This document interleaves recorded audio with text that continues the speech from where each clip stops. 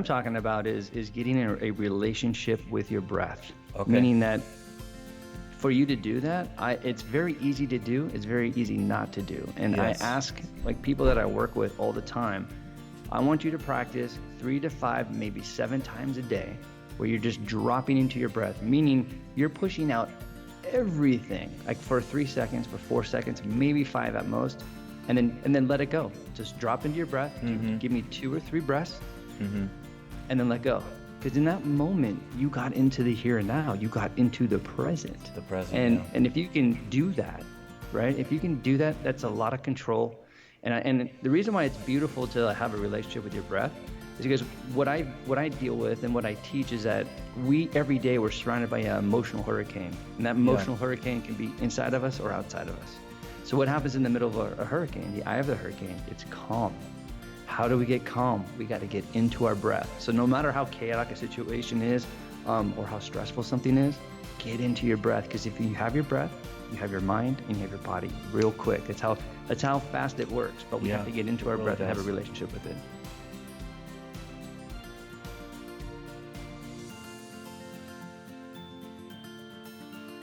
Hey everyone, Pastor Tom here, and this is the 24Today Inspiring Stories podcast, and it is my pleasure today to have Grant Parr with me. Grant is a mental performance sports coach. That's a lot in one title, Grant. And listeners, don't let that scare you. The whole idea of mental or sport. You might not be a sports fan. That's okay, because this is really going to apply to you. Because he has written a book called The Next One Up Mindset, and the subtitle of that is How to Prepare for the Unknown. So that's the part that applies to all of us, whether you're into sports or not. We all have these times, sometimes times that we are hoping for that launches us into the unknown, and then also times that, like Grant and I both have experienced, where life just kind of hits you hard and you're hurting and you're broken and you're into an unknown area in that way also. So this is really going to apply to you. Grant, again, is the author of the book, The Next One Up Mindset. He owns a company called Game Face Performance. He has worked with Olympians, professionals, collegiate students, high school students. He has a podcast called 90% Mental, and the title of this episode is Just Breathe. Now, Grant, I frequently encourage people to breathe and just focus on this 24-hour period, which has a lot to do with the whole idea of the 24Today podcast, 24.org, my blog. Not living in yesterday or tomorrow, and I know that that's a lot of what you teach. So I'm excited to talk to you about this subject of breathing. Grant Parr, welcome to the podcast. Thank you so much for having me on your show. I'm really excited to talk about this topic and share a little bit about my background and my book and just kind of how I work with people. Awesome. Hey, tell us a little bit, just as we get started, tell us a little bit about yourself. I kind of mentioned what you do for a living, but tell us more about what you do for a living. Yeah, I'm a mental performance coach. So I work with athletes, teams, coaches, also executives and corporations on mental skills training. So basically what I'm doing, I'm either addressing or enhancing someone's ability within the mental game. So Okay. I don't believe anybody needs to be fixed. I don't believe anybody's broken, really. I think that if we can just use different words and different intentions of addressing. So if someone feels like they're broken or they need to be fit, I just address it. And if we need to take something that's really, really good, like if something's really good right now, let's make it better. Let's enhance it. Sure. So yeah, that's kind of my goal, and just sharing my energy is huge. That's my offering. So within my practice, I'm really about doing a lot of energy work as well. Great. Tell me a little bit about your family, Grant. Beautiful family. We're tight. My father's no longer with us, but grew up with a very, very touchy, lovey, feeling family where always parents had the hand on us, always had their hands around our head when really wanted to talk to us. Very kissing and loving. I mean, I was kissing my dad on his lips all the way up until I was high school, Wow. senior in high school, just before Wow. going to school. We were just just everything was about love. And then Mm. my older brother Trent and my older sister Joelle, we're all tight and very close to our mom as well. All right. So speaking about your dad and the closeness um, that you always felt to him, you describe him as the best coach that you ever had, and actually, he was the one who taught you how to breathe. Can you tell me a little bit about that? Yeah, when you think of words like, and you hear it all the time. People say, "Hey, just breathe." Yeah. uh, Focus, Yeah. right? So my dad taught me at a young age kind of what that meant. And so when you say like focus, focus on what? Focus on the opponent, focus on your breath, focus on your technique, focus on what?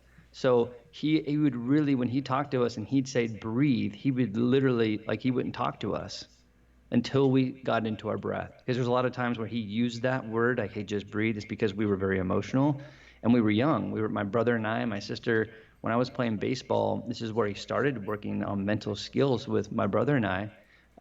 It was when I started playing baseball and at 7. So when I was around 10 or 11, that's when I started to really understand that breath was was important. But it wasn't until later in life till I realized that breath actually saved me and saved me in some crazy situations because I was in my breath. Are you literally talking about physically breathing, or is it more than that in what you're describing? Yeah, it's conscious breathing. Like, because right now you and I are breathing. It's just Yeah. Yeah. involuntary, Yeah. right? Mm-hmm. What I'm talking about is getting a relationship with your breath, Okay. meaning that for you to do that, it's very easy to do. It's very easy not to do. And I Yes. ask like people that I work with all the time, I want you to practice 3 to 5, maybe 7 times a day, where you're just dropping into your breath, meaning you're pushing out everything, like for 3 seconds, for 4 seconds, maybe 5 at most, and then let it go. Just drop into your breath. Mm-hmm. Give me 2 or 3 breaths, Mm-hmm. and then let go. Because in that moment, you got into the here and now. You got into the present. The present. Yeah. And if you can do that, right? If you can do that, that's a lot of control. And the reason why it's beautiful to have a relationship with your breath is because what I deal with and what I teach is that every day we're surrounded by an emotional hurricane, and that Yeah. emotional hurricane can be inside of us or outside of us. So what happens in the middle of a hurricane, the eye of the hurricane? It's calm. How do we get calm? We got to get into our breath. So no matter how chaotic a situation is, or how stressful something is, get into your breath. Because if you have your breath, you have your mind and you have your body real quick. That's how fast it works. But we have Yeah. to get into It our really breath and have a does. relationship with it. Yeah. And as a pastor, I teach that along with just the thought of not only breathing, but just take a few moments spiritually just to regroup, say a prayer. Um, so you're not only the physical, but but spiritual as well. So I really identify that with that. Grant, there was a time that you forgot to breathe, and it was in a football game. You're a huge sports person, athlete, and there was a time in high school that you forgot to breathe. Can you tell me about that? Yeah, actually, it was in college. It was my first Oh, that college you're game. right. Yeah, of course you're right. But that was in college. Yeah, Yeah, no I'm problem, right no that you're problem. right. Yeah, it was an interesting night because it was the first time in my entire life that I went into a season not being the starting quarterback. And I was playing for a team that literally just the year before played in a national championship game and lost, but they were a very, very good team. So first time not being the man, and I got brought in at halftime. We were playing against a team that was number 3 in the state, and we were losing 14-0. So they brought me in, and the coach was like, "Grant, you're gonna play, but we're gonna put a short leash on you." So that doesn't seem really positive, or Right. so anywho, I went in and I just had fun and I trusted myself. I played a little scared because everything seemed fast and big, but I just Mm-hmm. trusted myself and I Mm-hmm. went off. Like, I was like, we were beating them 21-14 in the middle of the fourth quarter. So to to actually share that moment, it was, I don't know, 2.5 minutes left. We were up by a touchdown. It was 3rd and 8. All we had to do was just get a first down, and then we Mm-hmm. just run up the clock. It's Sure. all right. Right. And what had happened was uh, the coach, as he gave me a call, gave me a play, I started going back to the huddle, and then he calls me back to the sideline and gives me a different one. Right. And so as Meanwhile, I'm the going, clock's running, right? The yeah, there's 30 seconds, right? You only Yeah, have yeah, 30 all right. seconds to call. So Right. so then I'm running back to my huddle. I get to the huddle and realize that the call that he made, the formation, requires to have two tight ends. So we Mm-hmm. only had one tight end in the huddle. Right. So then I'm going screaming back to the sideline, going, "We need Eric Brown. He was the tight end. He's on the other side of the sideline, sitting on the bench with his helmet off." So he ends up finally gets his helmet, starts to realize he needs to be in the game. So he starts running. Coach pulls me back to the sideline and throws me another play, Oh my switches goodness. it in There within the can't be same much formation. time left before There's you have to not. snap the ball. There was literally probably about 11 to 12 seconds left, Okay. and I was Yeah. sprinting. Yeah. So when I got into the huddle, right? So there was a moment in that time, even though there wasn't a lot of time, I could have dropped into my breath. It only takes a second or two Wow. just to get me grounded, and I didn't Yeah. do that. So I ran into the huddle. I looked at everyone, and that's what I just did. I just looked, and everyone was like, "What's the play?" I'm like, and they're like, everyone started screaming, "What's the play?" And I'm all, and I saw the play. It was 32 power. I couldn't get it out of my mouth. So I'm like, the two play. And one of my guards is like, "What's the two play?" And I'm like, the two play. And then the other, my tackle goes, 32 power. And I'm all, yeah, 32 power. So you can only imagine this freshman Sure. who's like freaking out, but having a good game. I go up to the line of scrimmage and I'm rushing, right? And I don't check my backs. They're in the wrong formation. So Everything's going wrong. when I went to go hand off the ball, no one was there. So I got sacked for a loss of 15. We ended up punting the ball. And the first play of that series, they ended up throwing a 51-yard touchdown, tied it up, and went for two, and ended up beating us. Wow. All because I lost my breath. Yeah. And then the coach wasn't very nice after that game. No, he, which was, it was an unfortunate thing, but he apparently didn't have trust in me anyways. That's why he didn't start me, right? And so, but I showed a lot of promise, and after the game, I thought he was going to actually console me, like, "Hey, you did a good job as a freshman against, Right. But no, he literally put his arm around me, swung me against the wall, and just started kind of punching me under my armpits, and I Right. was sitting there going, "Whoa." And then after that, I walked into the locker room, and I had guys going, "Dude, you're our quarterback." And I'm like, "Well, the offensive coordinator doesn't think that. The coach doesn't think Sure. that." So Well, eventually you went on and you had a lot of success, and you developed what you call a warrior mentality. Only then to eventually lose that. Can you tell me what you mean by that warrior mentality, and then how you eventually lost something that was so great for you? yeah, I think the warrior mentality, for me, to have a warrior mentality, you have to know who you are outside of sport. So when you think about football, it's what you do, it's not who you are. So when I realized at the college level, I knew who I was. I had a good sense of my identity. I knew how to let that go for practice and for games, because I completely immersed myself into the game. I immersed myself into the role of a football player. And so when you can do that, it's a beautiful transition, because you're letting go who you are to be something else, to play this violent, beautiful game. But then you have to go back to who you are. So when you are actually losing or winning, it's a nice way to actually separate your identity as an athlete and going back to the person who you are. So I did that a lot. I had a strong identity as a person, as an athlete. But when I had a career-ending injury to my hip, that was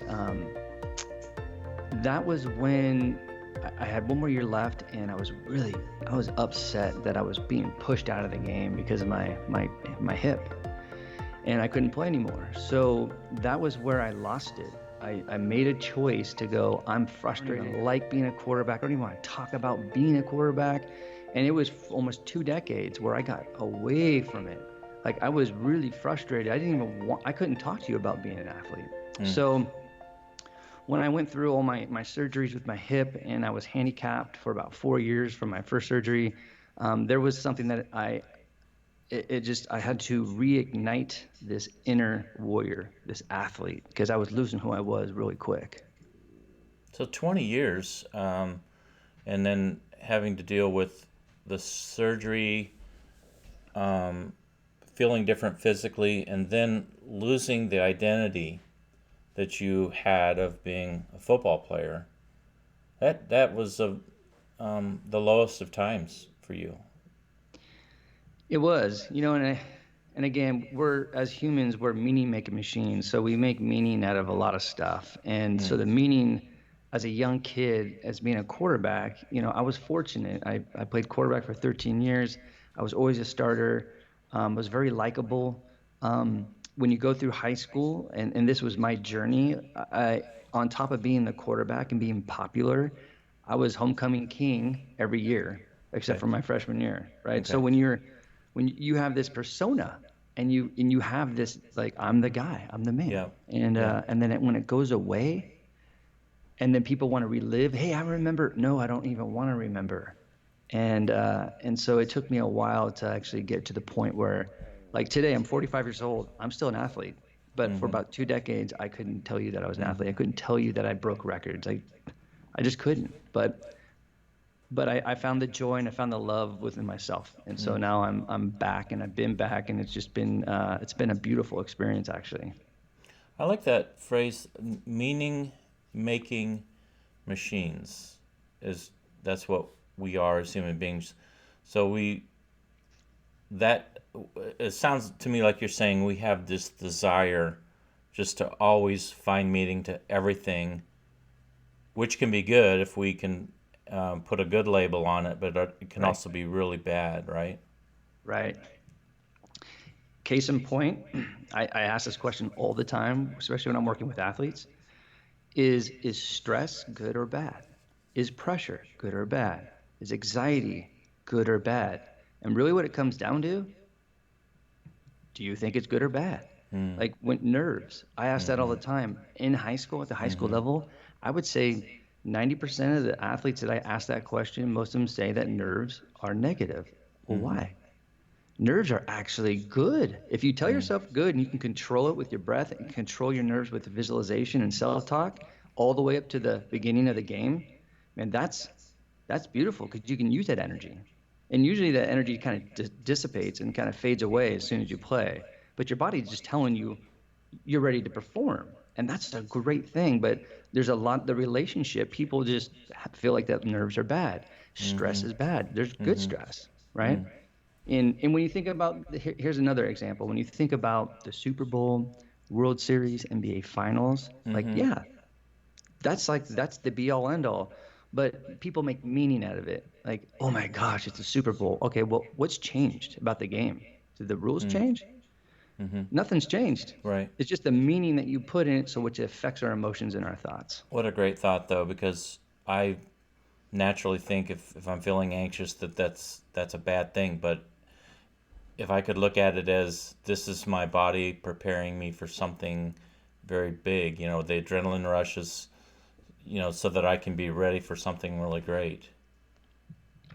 Well, when you say the word anxious, it's funny. When anybody has anxiety or they're anxious, they're worrying about something. And so when you realize that, when you feel anxious, okay, when you feel it, you have to ask yourself, okay, what am I worrying about? And then when you're worrying about, when you find out what you're worrying about, most of it is in the future and you have no Yes. control of it. Yes. So then when you kind of know that, you're like, okay, so then I'm going to focus on the right things within my control.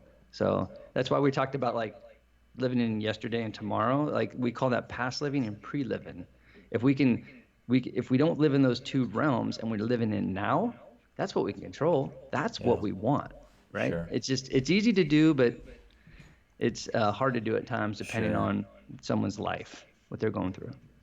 Hey, just quickly, I want to bounce back to you mentioned this thought of kind of getting out of yourself for the moment for whatever it is that you have to do, something big. I can't remember exactly what the specific topic was, but it was just getting out of yourself, and then you kind of get back to normal again. Yeah. And I'm assuming that that's part of everyday life, or pretty much everyday life. there are times at work, or there's times, for me as a speaker, where you have to step out on stage and you just kind of have to project and get out of and be bigger than you are feeling at that moment, and then you can kind of return a little later on. But so, are there ways to kind of propel yourself to that moment when you're not feeling it? For sure. So when we think about, like you said, like you're gonna go out and you're gonna talk, you gotta perform, right? You're performing a role. Anytime you're performing, it's a role. Right. So if you're going to perform a role, you have to actually, what's going to help us is confidence, right? And a lot of times people think that confidence is a feeling, and it is, but you have to do certain things to get the feeling of confidence. So that means act into your confidence. When you think about Meryl Streep, who I think is one of the best actors ever, right? Do you know how many roles that she has played in her life? Hundreds. She's had to act into the confidence of that role. So if we own our role, right, and we act into it, then we can feel confident. So then we have to ask the question, so what does it look like to act into confidence? We got to get into our breath. We got to have good body posture. We've got to visualize our performance. And we actually have to have self-talk. We're not going to listen to our thoughts, but we're going to talk to them. And if we can do this in a good progression and make it second nature, make it your best practice, you can own any opportunity where you have to perform if you have those things in alignment. So when you have the negative thoughts of I'm ugly, or I'm a failure, what is a way to talk to that thought?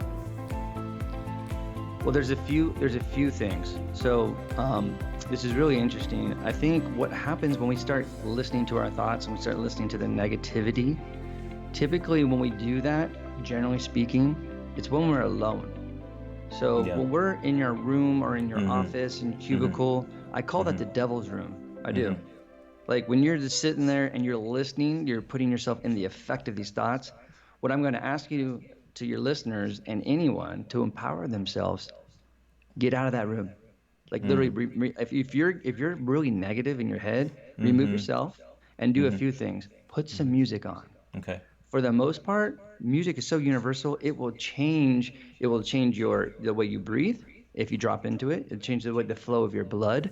If you're listening to music that inspires you. And for me, like when I'm in the devil's room and my mind is going 100 miles an hour, I put on Journey, Don't Stop Believing. And it makes me feel good, Sure. Right. Yeah. And so I think that's one thing. But I think one way that I actually teach is based off breath, because everything starts with breath. But when you get into your breath, ask yourself this: what's important now?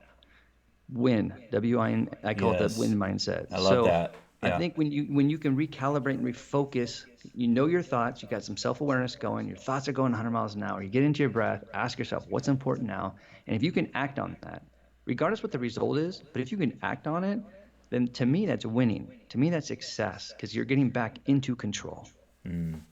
So you have these great acronyms and these great quotes that I want to, over the next 15 minutes or so, go over some of them. By the way, listeners, it's going to be really powerful the next 15 or so minutes. But just to start with, one acronym is BVT, and that's pretty much what we've already talked about, but that's a good acronym. So BVT, tell me about that.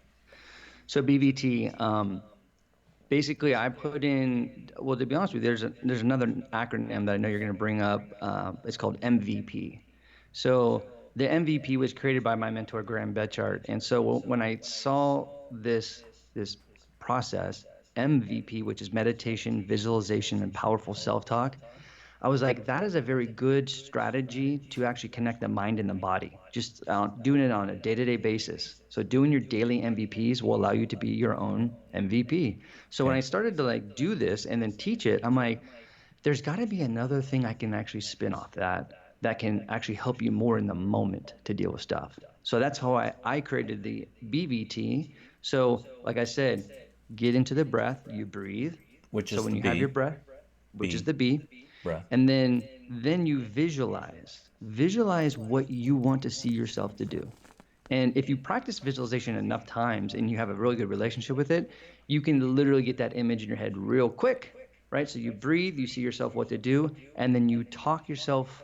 That's the self talk. So T means self talk or talk. And you're talking your way into the direction where you want to go in a positive way. So if you can breathe, see yourself, and then say, let's go. Or you breathe, you see yourself doing great things, and you say, I'm a champion, right? That whole process took about 3 to 5 seconds, You're and you're sure. and you're not focusing on anything out of your control. It's all within your control. Listeners, we are going to again talk more about these, just some of the awesome things that Grant teaches in the next few moments.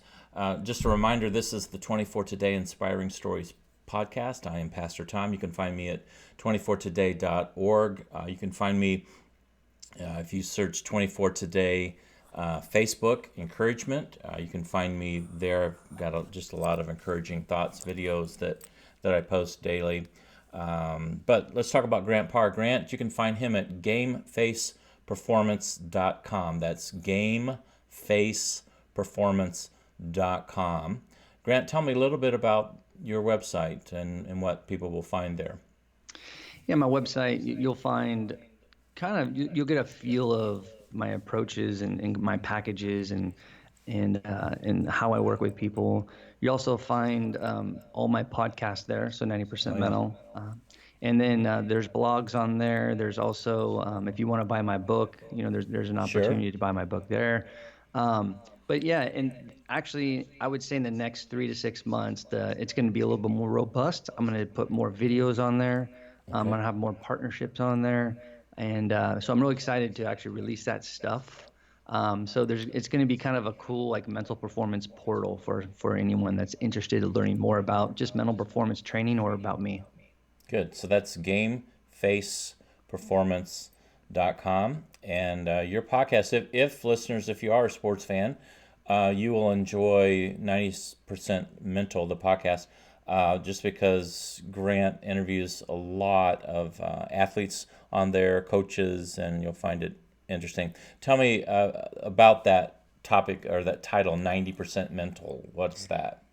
It was funny. It's actually it's a Yogi Berra spinoff. He Oh, that's said that a right. long. Yeah. So I got it from him, for sure. But it was really funny. The whole podcast came from it was a it was a school project for my grad program, and it was either doing a thesis or doing a special project. So I was like, well, I don't want to do a thesis, um, and so I'm like, I don't even know what a podcast is. It sounds kind of cool, and so I started doing it, and I started the first 3 episodes as Mind Sync sessions. That was kind of the name, and then I was working with someone that was helping me kind of change my brand and bring more brand awareness. Right. And she was like, I don't know if I like mind sync. And I was like, well, I like it because I made it up. And Sure then you do. she's like, so then we just sat there and I go, what about 90% mental? And she's like, that's it. That's it right there. So that's how the name came. And I also, channeled my inner Yogi Berra. So There you go. There you go. And then again, your book, the next one up, Mindset, How to Prepare for the Unknown. Want to share anything about the book? yeah, the book, I believe that I wrote it for everyone. And I know that's a hard thing to do sometimes when you're Sure. trying to write a book for everyone, but literally it is I think we all perform. We all do. And so whether if you're a house mom or if you're a CEO, doctor, a football coach, we have to deal with these things called emotions and thoughts. And so we can actually use them to our advantage or they can get the best of us. So this book actually shares not only my story, but a ton of different stories out there that where people actually, when they got their number called or when they got called unexpectedly, they were mentally prepared and they did the right things. And I'm also sharing in the book some stories where people had that opportunity and failed at it because they weren't doing the right things. So I share a lot of those cool stories in all sports and all workplace situations. So it's a book that's going to talk to coaches, athletes, parents. I call them corporate athletes, so executives, So it's, I think I hit it all, and I feel really good about it. And there's a Good. lot of great strategies, as we were talking about, Sure. like DBT and MVP. Sure. Listeners, we're going to talk now for a few more minutes. I promise you, you're going to get something from it. It's going to be good as we head down to the home stretch of this conversation. You say, Grant, that every time there is a crisis, we have to put on a different lens. Yep. You know, a lot of times when we're experiencing something chaotic or a crisis, a lot of times I've just generally speaking, and speaking from experience, we lose our breath. We get tight emotionally, you know, and then and sometimes we live in that for a while. And we start thinking about all the bad stuff that's happened to us. And so I think if we can actually put on a different lens when we see crisis, when we see an opportunity to deal with adversity, man, I've seen it in my life. I've seen it with so many other performers and athletes that I've worked with. If you allow yourself to get the lesson from the crisis, that is the opportunity. And if you can get the lesson from it, get the feedback, man, things can really relish from there. And I'll tell you, with me, I spent 2 decades in a crisis. That's why I wrote the book. Like literally, I want to teach everyone out there that in the moment when you deal with something unexpected, you actually have all the power in the world in the moment to make the best decision for yourself and for your mind and body. And it took me 2 decades, and I don't want anybody to go wait that long. So I think that if we can just get excited for adversity, because if you can actually allow yourself to get the lesson and put on a different lens and have a different relationship, you will get something out of that crisis. For people to be successful in life, they have to fail. Sure. And below the line of success, guess what's below the line of success? It's a list of failures. So this is a different relationship, a different lens. When we think about failure and success go hand in hand. So let's have a different relationship with it. So I say fail up. Let's fail fast and move on. Let's fail forward. When you think of the acronym for FAIL, it's the first attempt in learning, right? It's a beautiful acronym.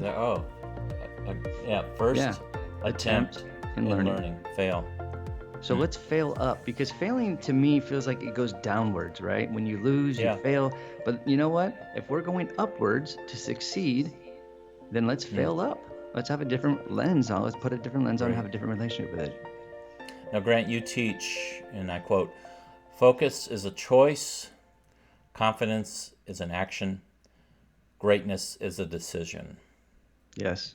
Tell me about that. You know, to be honest with you, I'm going to credit my mentor again, Graham Bedchart, because he shared that with me about 4 or 5 years ago. And it was, to me, it just was like, wow, those 3 things really make sense to me. When you think about focus, because we talked about that again, right? Focus on what? There's so many things to focus on in life. You're at a choice. If you really want to focus, you want to be really, really dialed in, laser focused, you have to choose it. You really have to choose it. And then if in confidence, we talked about that already, right? Confidence, you have to act into it. You have to act. So the beautiful thing about that, no matter how chaotic life is or how low you have been feeling, you actually have the power in yourself to create enough energy to go get right back to being confident. But you have to make that choice. And you have to move. You have to literally, physically, mentally, you have to actually do something. So you don't just get the confidence without doing something, and then all of a sudden, once you have full confidence, then you can move. Right. You're saying it's part of the actually doing it that gives you the confidence. Yeah. I mean, there's science that if you stare 2 minutes every day in the mirror, stare with your posture, shoulders back, head up, and start smiling. Do that for 2 minutes every single day. What will happen is that when you're not confident for whatever reason, you'll know how your body will respond. It's seen it so many times. It is acted. It has actually activated the confidence, and you're literally breathing on how confident you are. So when you actually need to be confident, you've already trained your brain to go, and that's an action. We're acting right into confidence right now.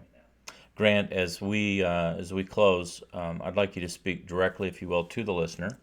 And I'm going to start you off with another one of your quotes, and it is this: "You are not your performance. You are not your injury.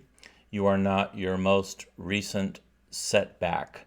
We control the controllables. Yes. It's kind of going back to what I said earlier. It's your sport is what you do. It's not who you are, right? So even if you have an injury, that injury doesn't define who you are. You know what defines who you are is how you respond to it, right? And that's the opportunity. I get excited when I see someone that's injured.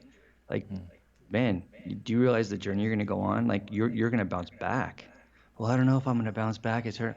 You know what I mean? Like, no, like you have the opportunity to have a different mindset to change it. And let's so focus on what we can control. Because a lot of times, all of our baggage is typically around stuff that's either out of our control or it's in the past. Right. These negative belief systems were formed a long time ago and they Sure. serve us for some reason. But I think when we get into what's important now, that mindset, we can actually get back into control and focus on the things we can control. So you are not your performance, you are not your job, you are not your role necessarily that you have or people put on you. You're not your injury, you're not your most recent setback. Control the controllable. So who would you say you are if you're not? I mean, Those, is there a general way just to say that? Who would yeah. you say you are if you're not these other things? Yes, and I love it that you brought it up because I work with people on this all the time. So who am I outside of being a mental performance coach? Because that's my Okay. role, right? Uh-huh. So I'm a husband, I'm a brother, I'm a son, I'm a musician, I'm an avid book reader, I'm a dog owner, love dogs, right? That's who I am. So when I actually get done with performing and I let that go, that persona, I go back to who I am. And it's beautiful because I'll tell you what, if I have a bad day, guess what? Looking into the eyes of my dog changes everything because I'm getting Mm, back to who I am. When I mm, start playing piano, mm, playing guitar, like I just start to forget about that and I get to back, I'm going back to who I am. Now, if I'm thriving, if my performance is awesome and I'm just rocking it, guess what? When I go back to who I am, my mm, dogs, being a mm. husband, all that, I thrive even more. So Wow, that's why it's really important to find out who are you that's great. outside of what you do. Great. So find 4 or 5 things or more of who you are, regardless of what it is, Yep. of who you are, and then try to tap into that each day for some period of time. It doesn't have to be a real long time, but at least tap into it, because the longer we go without tapping into that, the more we become everything else than who we are, and life becomes and seems unlivable. And we reduce stress, right? So Yeah. if we have a bad performance in whatever we're doing, if we can get back to who we are and we connect to really what resonates with us, gives us like high frequency, good energy, we tend to like kind of let go of that bad performance, let go of all the negative emotion that gets created.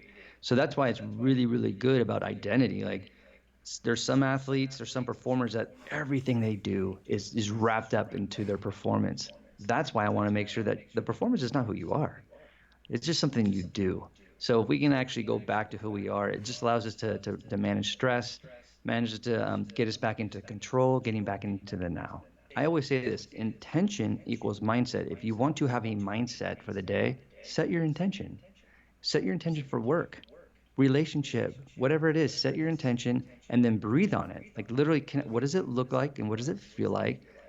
Connect with it for about 15 seconds. And Mm. then throughout the day, like lunchtime, 1 o'clock, revisit your intention. Are you being intentional? And then at the end of the day, reflect on it real quick. If you're doing that every day, you're being purposeful, right? You're being intentional. And I Mm. think another thing you can do is just practice gratitude in the morning before you go to Yes. work, right? Mm-hmm. Write 3 or 4 things down and then Sure. breathe on it. So if you're intentional and you're grateful, man, that's a good start. Just breathe. I love it. But listeners, you'll find out a lot more in depth about it with Grant's book, The Next One Up Mindset, How to Prepare for the Unknown. You can find that on Grant's website, which is gamefaceperformance.com, or you can also find it on Amazon. You can listen to his podcast, 90% Mental. And once again, Grant, been fascinating. Thank you for the time you spent on the podcast. Thank you so much. Thank you for allowing me to share my energy. I appreciate it. Listeners, remember, there is still time left in this 24-hour period to live life today.